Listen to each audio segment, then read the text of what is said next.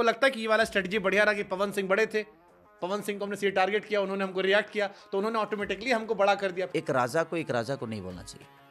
क्या रिश्ता है पवन सिंह से आपका? बाली और सुगरी में बोला है। पवन सिंह का बड़ा जिक्र होता है, एक बड़ा वीडियो सोशल मीडिया पर वायरल होता है, इंस्टाग्राम पर, जिसमें आप दोनों लोग गजब का डांस करते हैं। लोग समझ नहीं पाए कि आप दोनों में राइवलरी है, मोहब्बत है, कब वो गरियाते रहते हो एक दूसरे को, कब वो एक दूसरे को पुचकारते रहते हो, कब वो भैया भौजी चलता रहता है। क्या रिश्ता है पवन सिंह से आपका? सच्ची वाला, देखो आप दिल की बात चली, आज बनावटी वाला कोई काम नहीं आप पे। बाली और सुगरी में बोला है। देखिए एक्चुअली है क्या, बताता हूँ आपको। बाली सुगरी वाला। अब हम लोग के जीवन में कोई राम आएगा और किसी को मारेगा। अब बाली कौन है, सुग्रीव कौन है, ये नहीं बताऊंगा। हाँ ठीक है।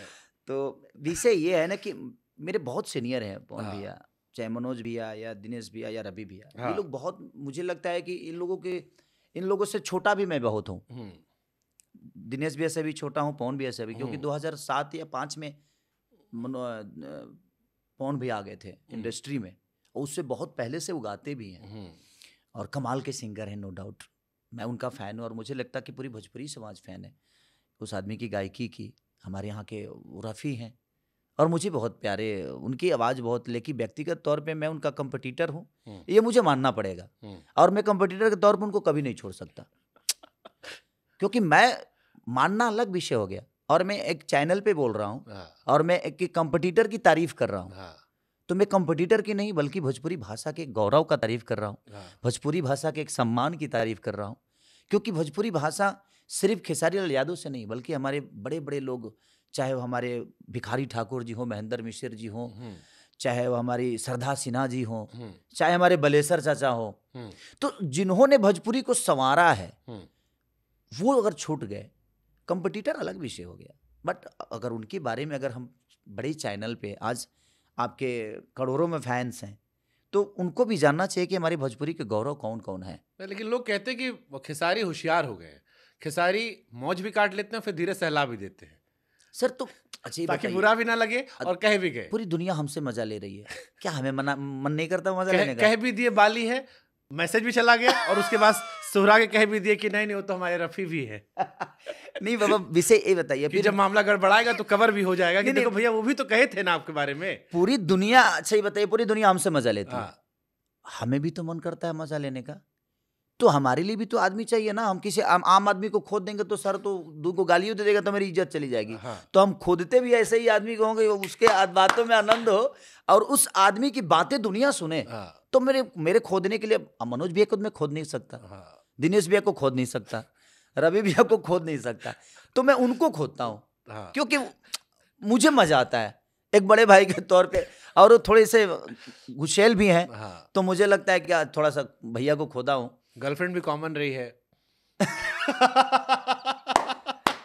नहीं चलिए, वो भी महिला है और हम सम्मानित हैं, हमारी इंडस्ट्री की बहुत बड़ी, हमने नाम तो किसी का लिया ही नहीं, जो भी है, लेकिन वो लोग सम्मान है और भोजपुरी को बहुत कुछ दिया उन लोगों ने। हमारे अच्छे मित्र हैं भाई। दोनों आपके मित्र हैं। दूसरे का तो हम सोचे नहीं था, हमको याद दिला दिया। ठीक है। उनसे भी आपका था? नहीं, दोस्ती थी। अच्छा ठीक है, हम समझ गए। दोस्ती थी। तो पवन सिंह को जाने को सोचा आपने कभी, जानबूझ से मौज काटने के लिए कि अभी थोड़ा गाना वाना चल रहा है, एक कुछ देंगे, अभी रिएक्शन आएगा खट से, क्योंकि आपको पता वो रिएक्ट कर देते हैं। नहीं, सबसे बड़ी चीज की किसी चीज का एक अंत तो होना ही चाहिए, हर चीज का एक अंत है।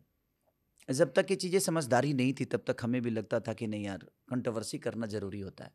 मैं जो सीखा था, लोगों से देखा था, क्योंकि मनोज भैया का और रवि भैया का मैं बहुत कंट्रोवर्सी देखा था, तो मुझे लगा यार कोई तो आदमी हो जिसे मैं भी कंट्रोवर्सी कर करके हम लोग इंडस्ट्री को माहौल बना रहे हैं, दोनों फैन बेस में बना रहे माहौल, और भोजपुरी एकदम जिंदा रहे। नहीं तो पता चला जो कोई दूसरा आगे घुसा और भोजपुरी के लोगों को लोग भूल गए। वो कंट्रोवर्सी ऐसा नहीं कि भोजपुरी को बर्बाद करने के लिए, हाँ कुछ फैंस लोग हैं जो वो गलत कमेंट कर देते हैं और वो गाली गलौज पे उतर जाते हैं। कुछ यूट्यूबर हैं भाई हमारे जो बेचारे, उनको भी दुकान चलाना ना, अपना दुकान चलाने के लिए ऐसा थोड़ी है जो आप किसी का गला काट के बेचिए। अब जैसे आप पर एक आरोप लगता है कि जब आपका गाना वाना आता था या पिक्चर आती थी तो आप जानबूझ के हल्का कंट्रोवर्सी क्रिएट कर दिया करते थे कि अब मामला गरमाएगा, चर्चा होगी और इसी बहाने पिक्चर सुपर डुपर हिट। बाबा अगर किए हैं आप नहीं, कब? अब मान के चलिए कि अगर मेरा कोई गाना आ रहा है या कोई फिल्म आ रहा है तो मैं हाँ। फिल्म पे कंट्रोवर्सी करूंगा ना।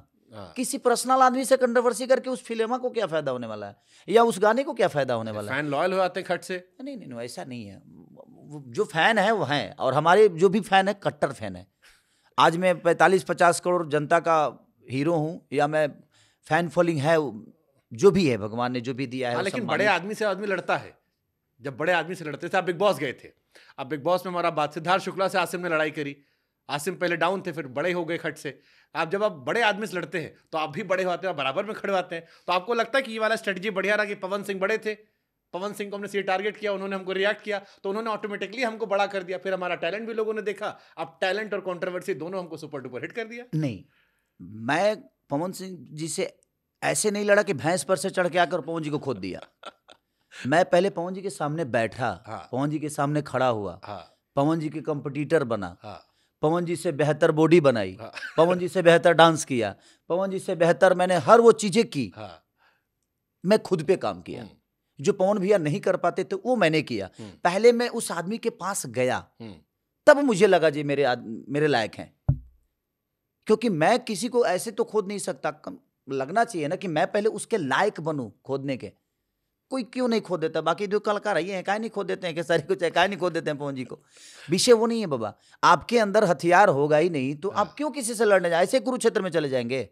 अच्छा, वो वीडियो क्या था जिसमें आप दोनों नाच रहे हैं, बगल में काजल खड़ी, बड़ा जबरदस्त वायरल है वो, एकदम मेरे ही फिल्म का गाना अत्य था। मचा रखा उस गाने ने। हे राजा कहिला बियाह तू मोटा जाइबा हो, खैबा में हरी के हाथे त गोटा जाइबा हो। और फिर आप दोनों का डांस जो है, हाँ, हमारा वो एक हमारे वेब कंपनी के दिनेश जी हैं, हाँ, उन्हीं के रिसेप्शन था, और उसी में हम सबका इनवाइट किया गया था। तो हम लोग उसी स्टेज पे थे और दोनों भाई उस दिन नाचे, और नाच के बेचारे उस समय कंट्रोवर्सी में चल रहे थे हम लोग, इसलिए ज़्यादा वायरल हो गया। और हाँ, शायद उसके लिए कि पहली बार हम लोग, क्योंकि एक साथ नजर आ गए ना। ऐसे कभी नहीं हुआ कि हमारी उनसे पर्सनल दुश्मनी हुई। आज भी मेरे बड़े भाई हैं, हमेशा रहेंगे।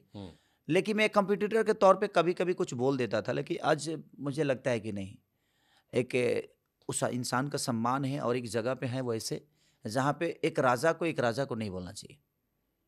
पहले मुझे लगता था कि नहीं, राजा को राजा लड़ना चाहिए। एक राजा को नहीं बोलना चाहिए। सम्मान भी है लेकिन मेंटेन भी अपना गजब। शब्दों की बारीकियां बड़ी अच्छी होती है समझने में। चलिए इसे पूछ लेते हैं, ज्यादा अच्छा डांसर कौन है, पवन सिंह या खेसारी? ये तो दुनिया से पूछेगा तो बताएगा। मैं खुद की तारीफ नहीं कर सकता ना। ज्यादा अच्छा एक्टर कौन है, पवन सिंह खेसारी? मैं खुद की तारीफ नहीं कर सकता। ज्यादा अच्छा सिंगर कौन है, पवन सिंह खेसारी? पवन सिंह। सिंगर ज्यादा बेहतर हो। ज्यादा गर्लफ्रेंड किसकी रही है, पवन सिंह या खेसारी? ये तो लोगों को पता होगा। ये भी लोगों को पता होगा।